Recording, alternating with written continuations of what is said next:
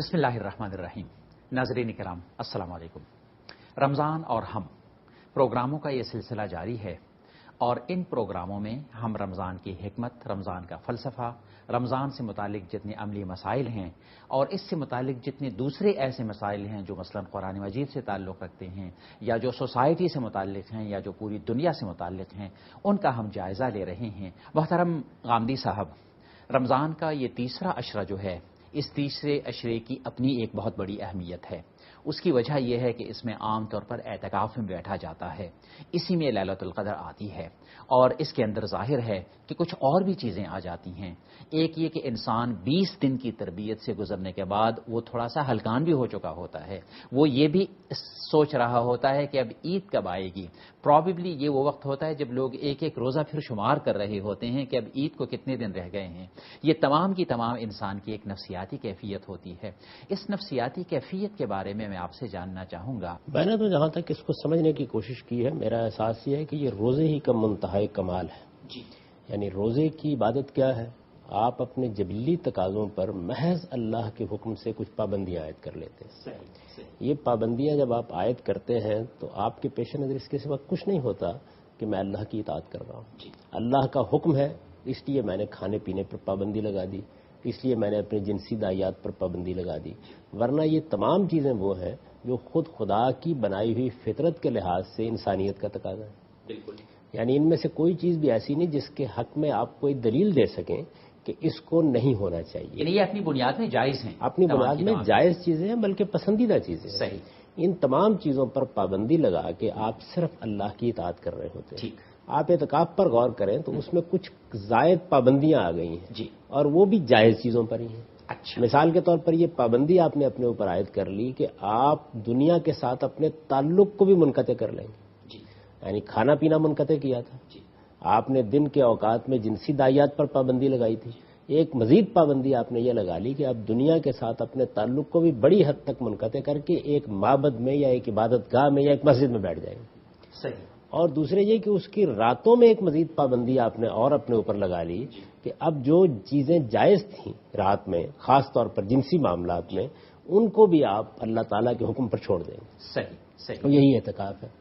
यानी असल में इंसान जिस वक्त अपने आप को अपने रब के करीब करना चाहता है, उसकी तरफ मतवज्जे होना चाहता है, तो कुछ देर के लिए दुनिया से हाथ उठाता है, यानी दुनिया से कट जाता है थोड़ी देर के लिए। उसकी वजह यह है कि दुनिया के अंदर इंसान की मशगूलियत ही है जो खुदा की याद से गफलत का बायस बनती है।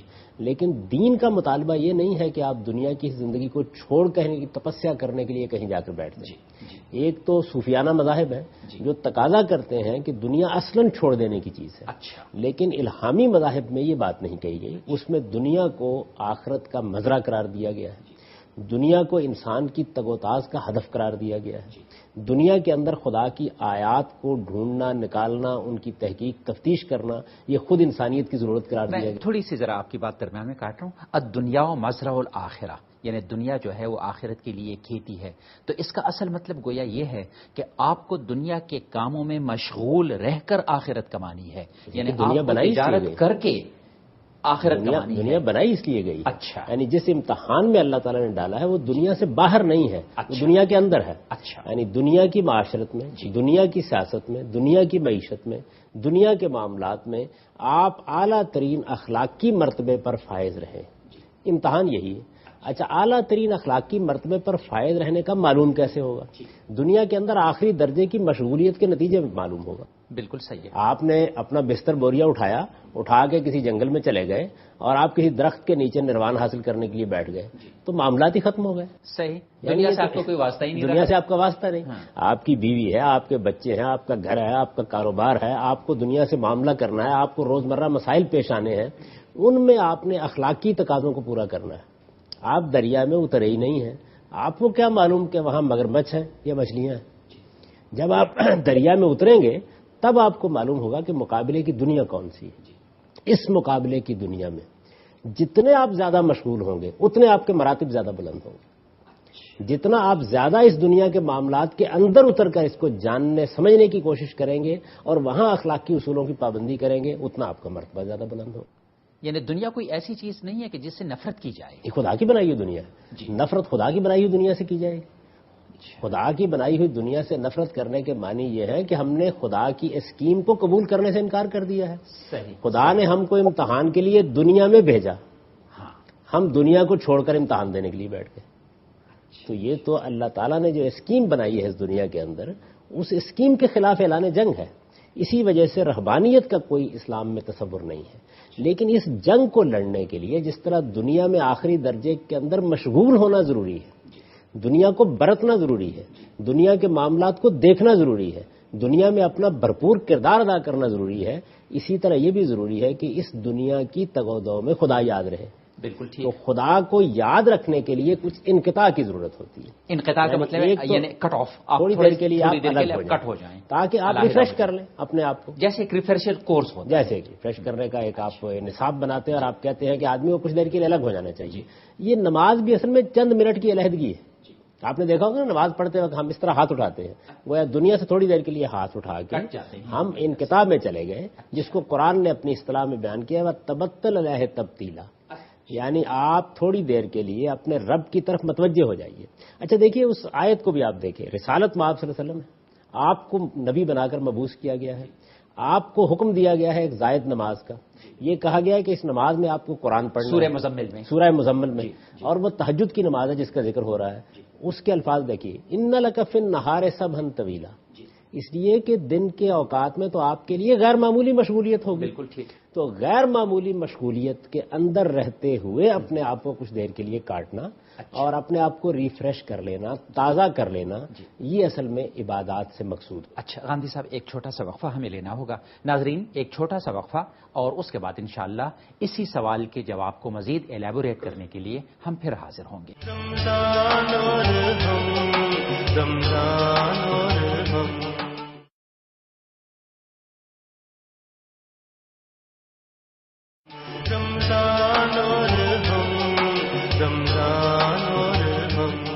ناظرین, وقفے کے بعد ایک دفعہ پھر ہم اسی جگہ سے بات کو جوڑتے ہیں جس جگہ سے بات کٹ گئی تھی. گاندھی صاحب, آپ بتا رہے تھے وہ تبتل الہی تبتیلا, کہ حضور علیہ الصلوۃ والسلام کو سورہ مزمل میں پہلی بات جو کہی گئی تھی وہ یہ کہ دن کے وقت میں تو آپ کو بہت زیادہ مصروفیت ہوتی ہے, تو اس سے آگے آپ بات کر رہے تھے. تو میں یہ گزارش کر رہا تھا کہ اس موقع پر بھی یہ کہا گیا کہ تھوڑی دیر کے لیے آپ اپنے رب کی طرف متوجہ ہو جائیے. یہ جو رب کی طرف متوجہ ہونے کا عمل ہے, یہ گاہے گاہے, یعنی فجر سے تھوڑی دیر پہلے آپ متوجہ ہو گئے, آپ زوال آفتاب کے بعد متوجہ ہو گئے, آپ دن ڈھلنے لگا تو متوجہ ہو گئے. یہ جو تھوڑی تھوڑی دیر کے لیے متوجہ ہونا ہے, یہ اسلام کا مطلوب ہے. اگر آپ اس کو بڑھا دیں گے تو اس کا نتیجہ کیا نکلے گا؟ آپ متوجہ تو ہو گئے لیکن آپ تو امتحان سے نکل گئے. اس وجہ سے صوفیانہ مذاہب ایگزامینیشن سینٹر میں سر سے بیٹھے ہی نہیں. اسی وجہ سے صوفیانہ مذاہب اور الہامی مذاہب میں ایک بنیادی فرق ہے جس کو سمجھ لینا چاہیے. آپ یہ دیکھیے, اس کو قرآن مجید نے سورہ اعراف میں نہایت خوبصورتی سے واضح کیا. تھوڑی سی بحث ایک طرف تو ہو جائے گی, لیکن میں یہ سمجھتا ہوں کہ چونکہ روزہ, اعتکاف یہ زیر بحث آ گیا ہے, اور روزہ اور اعتکاف دونوں ایک حد تک اللہ کی طرف انقطاع کا درس دیتے ہیں. اب ہوتا یہ ہے کہ لوگ اس طرح کی چیزوں کو جب مذہب میں دیکھتے ہیں تو یہ دیکھ کر اس سے اپنا ایک فلسفہ بناتے ہیں. لیکن قرآن کی روشنی میں دیکھنا چاہیے کہ قرآن مجید ان کو کہاں رکھ رہا ہے اور دنیا کے بارے میں ہمارے ذہن میں کیا تصور پیدا کر رہا ہے. قرآن میں سورہ اعراف میں ایک مقام ہے جس میں یہ مسئلہ زیر بحث آ گیا ہے کہ دنیا کے اندر جو زینتیں ہیں, دیکھیے دنیا دو چیزوں کا مجموعہ ہے نا. ایک آپ کی ضرورت کی چیزیں, مجھے بھوک لگتی ہے, مجھے کھانا ہے, مجھے پہننا ہے, اسی طرح مجھے ایک چھت چاہیے. تو کچھ تو وہ چیزیں ہیں جو مجھے اپنے جبلی تقاضوں کو پورا کرنے کے لیے درکار ہیں. صحیح. ان کو ہمارے ہاں عام طور پر ضروریات سے تعبیر کیا جاتا ہے. بالکل ٹھیک. صوفیانہ مذاہب یہ کہتے ہیں کہ ضروریات کو بھی آپ کم کر لیں. اچھا, یعنی وہاں صورتحال یہ ہے, کھانے کو بھی کم کر لیں, پینے کو بھی کم کر لیں, سونے کو بھی کم کر لیں, یعنی ضروریات کو بھی آپ کم کر لیں. اور ضروریات کو کم کر لیں گے تو اسی سے آپ کے لیے روحانی درجات کی طرف بڑھنے کا راستہ کھلے گا اور آپ کو تسکین ملے گی. اب دیکھیے قرآن کا نقطہ نظر اس کے بالکل برعکس کیا ہے. آپ نے دنیا کے اندر ضروریات کو پورا کرنا ہے، ان میں تو بحث ہی نہیں ہے. ٹھیک، قرآن مجید یہ کہتا ہے کہ وہ تو زیر بحث ہی نہیں. اچھا، اس میں صرف ایک بات کہی ہے، ولا تسرفوا، اسراف کا طریقہ اختیار نہ کرو. مطلب یہ کہ کھانا ضرورت کے لحاظ سے کھاؤ، صحیح، ایسے نہ کرو کہ اپنے پیٹ میں کھانا ٹھوسنا شروع کر دو. صحیح. یہ میں نے ایک مثال دی، یہی معاملہ دوسری چیزوں میں کرے. لیکن دنیا میں جو دوسری چیز جو دنیا میں مشغول کرتی ہے، جو تہذیب پیدا کرتی ہے، جو آرٹ کو وجود میں لاتی ہے، جو فنون کی طرف انسان کی توجہ دلاتی ہے، جو عظیم عمارتیں بنانے کی طرف انسان کو متوجہ کرتی ہے، جس سے شہر وجود میں آیا ہے، یہ جو اس وقت کی دنیا آپ دیکھ رہے ہیں وہ کیا چیز ہے؟ وہ اصل میں ضروریات نہیں، وہ زینتیں ہیں. بالکل ٹھیک.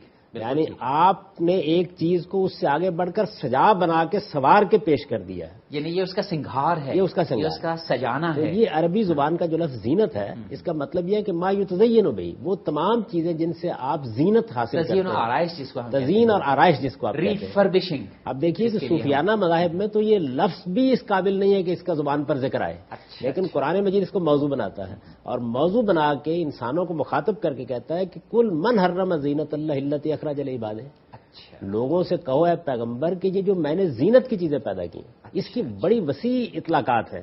یعنی دیکھیے نا، ہم فرنیچر لاتے ہیں، ہم پردے لاتے ہیں، ہم قالین بچھاتے ہیں، یہ کیا ہے؟ یہ گھر کی زینت ہے. اچھا، کلام موضوع ہو جاتا ہے، یہ کیا ہے؟ یہ گفتگو کی زینت ہے. بالکل ٹھیک. آواز جو ہے اس کی زینت کیا ہے؟ موسیقی میں تبدیل ہو جاتی ہے. صحیح. یعنی زینت کی جتنی چیزیں اس دنیا میں اللہ تعالیٰ نے پیدا کر رکھی ہوئی ہیں، ان کے پیچھے جانا، ان کی تگ و دو کرنا، اس میں کمال پیدا کرنا، اور پھر اس کمال کا اظہار کرنا، اسی سے یہ سب کچھ وجود میں آ رہا ہے. جو کچھ ہے کی تمام چیزیں برتنے کے لیے، تلاش کرنے کے لیے، نمایاں کرنے کے لیے، پیدائی اہل ایمان کے لیے کی گئی ہیں. منکرین کو ان کے صلے میں ملتی ہیں. بالکل صحیح. اور نہ صرف یہ کہ یہ جائز ہیں بلکہ یہ پسندیدہ ہیں. یہ پسندیدہ چیزیں ہیں. تو یہ دیکھیے دو تصورات ہیں. تو قرآن مجید کا تصور، زندگی گزارنے کا قرآن کا تصور، یعنی اس نے زینت کو باقاعدہ موضوع بنا کر اپنا نقطہ نظر واضح کر دیا. یہ کہا ہے کہ ان کو کوئی حرام کرنے کی جسارت نہ کرے، میں نے تو یہ پیدائی چیزیں اللہ تعالیٰ کہتے ہیں اہل ایمان کے لیے کی ہیں. اب آپ ظاہر ہے کہ ان زینتوں ہی کے اندر جب آپ مشغول ہوتے ہیں اور ان کی تغذو میں جاتے ہیں تو اس سے وہ سب چیزیں وجود میں آتی ہیں جس کو آرٹ، فن، تعمیر اور اس طرح کی چیزوں سے تعبیر کرتے ہیں. زندگی کی ساری مشغولیتیں اسی سے پیدا ہوتی ہیں. یعنی آپ گدھے کو چھوڑ کے گاڑی ایجاد کریں گے، جہاز ایجاد کریں گے تو اسی جانب بڑھیں گے نا. یہ ساری چیزیں انسان کے لیے اس دنیا کے اندر مشغولیت کا باعث بنتی ہیں. دین کا مطالبہ کیا ہے؟ اس مشغولیت کے اندر سے تھوڑی دیر کے لیے اپنے آپ کو نکالو. اچھا. اور تھوڑی دیر کے لیے نکال کر اپنے آپ کو تازہ دم کر لو، اللہ کی یاد سے اپنے دل کو آباد کر لو، تاکہ تم دنیا کی زندگی میں جا کر کہیں ان اخلاقی اصولوں کو نہ بھول جاؤ جن پر تمہارے تزکیے کا انحصار ہے، تاکہ اصل بنیادیں تمہیں یاد رہیں. نماز یہی کام کرتی ہے، روزہ بھی یہی کام کرتا ہے، اور اسی کا منتہا کمال یہ ہے پھر کہ آپ کچھ دنوں کے لیے، یعنی کلائمیکس، یعنی آپ پورا سال دنیا کے اندر مشغول رہیں لیکن آپ 10 دن کے لیے، 20 دن کے لیے الگ ہو کے بیٹھ جائیں. یہ وہ آخری درجے میں الگ ہو کے بیٹھنا ہے جو اس ریفریشر کورس کو اپنے منتہا تک پہنچا دیتا ہے. تو اس وجہ سے اعتکاف منتہا کمال ہے. جو آدمی اس سے آگے بڑھنے کی کوشش کرتا ہے وہ اصل میں پھر خدا تعالیٰ کی بنائی ہوئی اسکیم کے خلاف اعلان جنگ کر کے رہبانیت کی طرف بڑھ جاتا ہے. اسلام میں صرف اتنی رہبانیت ہے، یہاں تک، اس سے زیادہ نہیں. یہ بالکل ایسے ہی ہے کہ جیسے آپ نے یہ طے کر دیا کہ ہم نے اپنے افسروں کے لیے 10 دن کا ایک کورس مقرر کیا ہے اور ایک صاحب وہیں بیٹھ جائے اور وہ یہ کہیں کہ مجھے تو واپس جانا ہی نہیں. حالانکہ ان کو تو بلایا 10 دن کے لیے اس لیے گیا تھا تاکہ وہ اپنے آپ کو تازہ دم کر کے اپنی وہ ذمہ داریاں انجام دے سکیں جو انہیں دنیا کی زندگی میں. ہمیں ایک وقفہ لینا ہوگا. ناظرین، ایک چھوٹا سا وقفہ اور اس کے بعد انشاءاللہ اعتکاف کی اسی ڈسکشن کے ساتھ ایک دفعہ پھر حاضر ہوں گے. رمضان اور ہم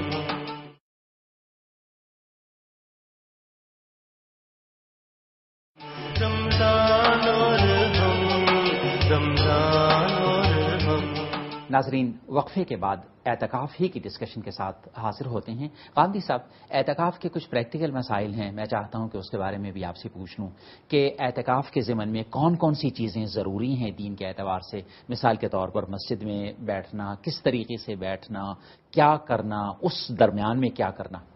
دیکھیے جی، بات یہ ہے کہ ایک ہوتا ہے دین کا اجمالی حکم، وہ اصلاً مطلوب ہوتا ہے. ٹھیک. ایک یہ ہے کہ اس کے نتیجے میں کچھ فروع پیدا ہوتی ہے، وہ انسانی اجتہاد پر ہمیشہ چھوڑ دیا. یعنی اجمالی حکم کا مطلب یہ ہے کہ دین نے ایک حکم دے دیا، اور فروعات کا مطلب یہ ہے کہ یعنی اس کی وجہ سے اس کے نتیجے میں جو اس کی اپلیکیشنز میں جو مسائل پیدا ہو جاتے ہیں. تو ہمیشہ دین میں طریقہ یہ ہوتا ہے کہ انبیاء علیہ السلام اس معاملے کو انسانوں پر چھوڑ دیتے ہیں. ٹھیک. اس میں بڑی حکمت ہوتی ہے. انسان مختلف ہے، مزاج مختلف ہے، ٹھیک، ان کے سوچنے کے طریقے مختلف ہیں، تو تھوڑا سا تنوع انسانوں کے لیے رہتا ہے اس کے اندر، یعنی ڈائیورسٹی تو ہونی چاہیے، ڈائیورسٹی ہونی چاہیے۔ اصولی بات یہ ہے کہ آپ کو بالکل منقطع ہو کے مسجد میں 10 دن کے لیے، جتنے بھی دن کے لیے آپ اعتکاف میں بیٹھ رہے ہیں، وہ بیٹھ جانا ہے۔ جی، یعنی اس کا مطلب یہ ہے کہ انقطاع اعتکاف کی حقیقت ہے۔ اچھا، آپ کو دنیا سے اپنے آپ کو منقطع کرنا ہے۔ اب جب آپ منقطع کر کے بیٹھ گئے ہیں تو انقطاع کے نتائج کیا ہیں؟ جی، اس کو آپ کیسے اپنی زندگی پر طاری کریں، یہ آپ پر چھوڑ دیا گیا ہے، اس کو متعین نہیں کیا گیا۔ اچھا، اس دوران میں صرف ایک پابندی زائد ہے جس کا ذکر کر دیا گیا، انقطاع ہو گیا، آپ گئے، آپ مسجد میں جا کے بیٹھ گئے اور لوگوں سے کٹ کے آپ نے اپنے آپ کو اللہ کی طرف لگا لیا، وہی جو تبتل رہے تبدیلا کی حقیقت ہے وہ آ گئی، ایک طرح کا تجرد، ایک طرح کا انقطاع، یہ ہے جو آپ سے مطلوب ہے۔ بالکل یہ آپ نے کر لیا، یہ کر لینے کے بعد اب یہ دیکھیے انقطاع کا لفظ میں بول رہا ہوں، یعنی آپ نے اپنے آپ کو دنیا سے کاٹ لیا۔ میں نے اس سے پہلے یہ گفتگو کی تھی کہ دنیا کے اندر بھرپور مشغولیت دین کا تقاضا ہے۔ بالکل ٹھیک، آپ کو جو صلاحیتیں اللہ تعالیٰ نے دی ہیں ان کی پوری قوت کے ساتھ آپ کو استعمال کرنا ہے۔ دین کا مزاج یہ نہیں ہے کہ یہ کم سے کم ہے جو آپ نے کرنا ہے، جو عبادات کی صورت میں بتایا گیا ہے، یہ بتایا گیا ہے کہ نہیں، دنیا کے اندر مشغول رہتے، یہ زیادہ سے زیادہ جو پیغمبر نے متعین کر دیا۔ ٹھیک، تو آپ جب اس مقصد کے لیے آئے ہیں تو انقطاع تو ہر حال میں ہونا چاہیے، یعنی آپ کو باقی معاملات سے علیحدگی تو ہر حال میں اختیار کرنی ہے، لیکن علیحدگی کی نوعیتیں کیا کیا ہوں گی، یہ فقہ ہے۔ اور اس میں ظاہر ہے فقہا کے مابین بھی کچھ تھوڑا بہت اختلاف ہوتا ہے، روایات میں بھی بعض ایسی چیزیں آ جاتی ہیں کہ جن کی بنیاد پر کوئی بات ایک آدمی ایک کہتا ہے، دوسرا آدمی دوسرا کہتا ہے، لیکن ایک آدمی بیٹھ گیا ہے، مسجد میں بیٹھ گیا ہے تو اس کے کچھ معنی ہے۔ اس کا مطلب یہ ہے کہ وہاں بیٹھ کے کاروبار نہیں کرنا چاہیے، بالکل صحیح، وہاں بیٹھ کر اپنے تعلقات نہیں بنانے چاہیے، ایک اسٹوڈنٹ بیٹھ گیا ہے تو اس کو ہوم ورک نہیں کرنا۔ یہ اس طرح کی جتنی چیزیں ہمارے ہاں لوگ عام طور پر خیال کرتے ہیں کہ ہم وہاں کر سکتے ہیں، یہ تو انقطاع کے اصول کے خلاف ہے۔ اصلی چیز اس میں یہی ہے کہ آپ اپنے پروردگار کی طرف متوجہ ہو گئے۔ پروردگار کی طرف متوجہ ہونے کی جو صورتیں دین میں طے کر دی گئی ہیں وہ اختیار کرنی چاہیے۔ وہ کیا ہے؟ آپ نماز پڑھیں گے، ٹھیک، روزہ آپ نے پہلے سے رکھا ہوا ہے، ایک دوسری عبادت میں تو آپ مشغول ہی ہیں، آپ اللہ کی کتاب کا مطالعہ کریں گے، آپ غور و فکر کریں گے، تدبر تفکر کریں گے، خدا کی آیات پر غور کریں گے، اپنی ذات کا محاسبہ کریں گے جس حد تک بھی کر سکتے ہیں، ایک نوعیت کی مراقبے کی کیفیت اپنے اوپر آپ طاری رکھیں گے، بہت سا وقت جو ہے وہ آپ اچھی چیزوں کو سمجھنے غور کرنے میں بسر کریں گے۔ اگر آپ اپنے علم اور مطالعے کو دین کے معاملے میں مزید بڑھانا چاہتے ہیں وہ بڑھا لیں گے۔ ذکر اذکار کی جو صورتیں رسالت میں آپ صلی اللہ علیہ وسلم نے ہمیں اسوہ حسنہ کے طور پر دی ہیں، جن میں تسبیح ہے، تحمید ہے، تحلیل ہے، اس طرح کی چیزیں ہیں، ان کو آپ اپنی زندگی میں اختیار کریں گے۔ تو اصل میں سارا کا سارا جتنا پیکج ہے جو بکھرا ہوا ہے، یعنی آپ کی پوری زندگی کے اندر جو چیزیں بکھری ہوئی ہیں، ذکر کثیر کی جو صورتیں آپ کے یہاں موجود ہیں ان کو آپ 10 دن میں زیادہ سے زیادہ جمع کر لیں گے۔ اچھا، تو اصلاً تو اعتکاف میں یہی ہونا۔ اچھا، اس میں ذرا ایک دو سوالات۔ ایک سوال یہ ہے کہ کچھ لوگ ایسے ہوتے ہیں کہ جن کی ایک پبلک لائف ہوتی ہے اور جن کے اعتکاف میں بیٹھ جانے سے عام لوگوں کو بڑی تکلیف ہوتی ہے، جیسے اگر ایک ڈاکٹر اعتکاف میں بیٹھ جائے یا ایک جج اگر اعتکاف میں بیٹھ جائے یا ایک حکمران اگر اعتکاف میں بیٹھ جائے تو لوگوں کو بڑا پرابلم ہوگا نا۔ تو ایسے لوگ یعنی ایک تو اعتکاف سے محروم رہتے ہیں، تو ان کے لیے کیا پرائیورٹی ہے، وہ کیا کریں؟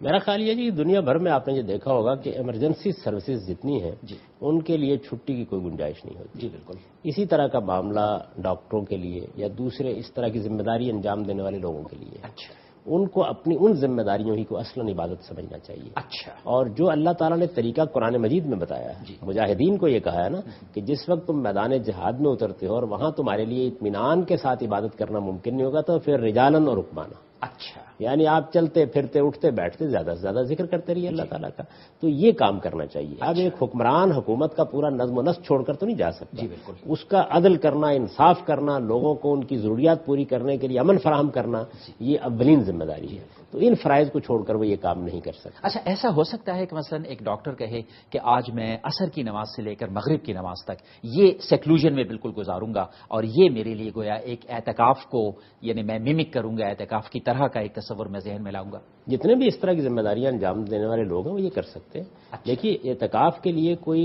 مدت نہیں مقرر کی گئی، رسالت میں آپ صلی اللہ علیہ وسلم 10 دن اس کا اہتمام کرتے ہیں، اچھا، بلکہ اس سے زیادہ کا بھی ذکر بعض روایتوں میں ملتا ہے، لیکن عام طور پر یہی سمجھا گیا ہے کہ غالباً آپ ایک دفعہ اعتکاف نہیں کر سکے تھے تو پھر آپ نے 20 دن اعتکاف کیا۔ اچھا، یہ بھی میں عرض کر دوں کہ رسالت میں آپ صلی اللہ علیہ وسلم کے بارے میں روایتوں کے اندر جس طرح آخری عشرے میں اعتکاف کا ذکر آتا ہے اس طرح درمیانی عشرے میں بھی اعتکاف کا ذکر آتا ہے۔ اچھا، یعنی یہ کوئی لازم نہیں ہے کہ صرف آخری عشرے اس سے بہت کم لوگ درمیان میں بھی ہو سکتا ہے. اچھا. تو اپنی سہولت کے لحاظ سے آدمی یہ کر سکتا ہے. اچھا. لیکن ذمہ داریوں کو کسی حال میں نہیں چھوڑ. اچھا، اور اس کے دن بھی متعین نہیں ہیں؟ اس کے دن بھی متعین نہیں ہے. اچھا. یہ تو نبی صلی اللہ علیہ وسلم کا اسوہ حسنہ ہے. جی بالکل. دیکھیے دین میں ایک چیز یہ ہے کہ آپ کے لیے قانون کیا بنایا گیا ہے. مثال کے طور پر ظہر کی نماز آپ کو قانون کا تقاضا یہ ہے کہ 4 رکعت پڑھنی ہے. بالکل. یہ تو کم و بیش نہیں ہو سکتی. صحیح. تو اعتکاف انقطاع ہے. اعتکاف ایک مشروع چیز ہے. اعتکاف کو دین میں رکھا گیا ہے. اعتکاف آپ کر سکتے ہیں. اعتکاف روزے کا منتہائی کمال ہے. یہ ساری باتیں تو طے ہیں. لیکن کتنی مدت کے لیے اپنے حالات کے لحاظ سے. اچھا. رسالت میں آپ صلی اللہ علیہ وسلم کے اسوہ حسنہ ویکینڈ پر بھی کر سکتا ہے. تو رسالت میں آپ صلی اللہ علیہ وسلم کا معاملہ تو یہ ہے نا کہ آپ ہمارے لیے اسوہ حسنہ ہے. بالکل. تو مسلمانوں کی عمومی کوشش یہ ہوتی ہے کہ جتنے دن کے لیے رسالت میں آپ صلی اللہ علیہ وسلم اعتکاف میں بیٹھتے تھے ہم بھی اتنے دن کے لیے بیٹھے. بہت بابرکت بات ہو. یہ اسوہ حسنہ کی پیروی ہے. بالکل. نہ کہ کسی قانون کی پیروی. جی قامدی صاحب، اس میں کچھ سوالات ابھی رہتے ہیں لیکن انشاءاللہ اگلے پروگرام تک، اس لیے کہ ہر پروگرام کا ایک محدود وقت ہوتا ہے. ناظرین، اس پروگرام کا وقت ختم ہوا چاہتا ہے. انشاءاللہ آئندہ پروگرام میں ہم اعتکاف کے مسائل پر اور اسی طریقے سے دوسرے مختلف مسائل پر بھی ڈسکشن کریں گے، اور محترم غامدی صاحب اس میں ہمارے سامنے ان سوالات میں ہمارے کانسیپٹس کو کلیئر کریں گے. تو انشاءاللہ اگلے پروگرام تک کے لیے آپ سے اجازت ہے. فی امان اللہ.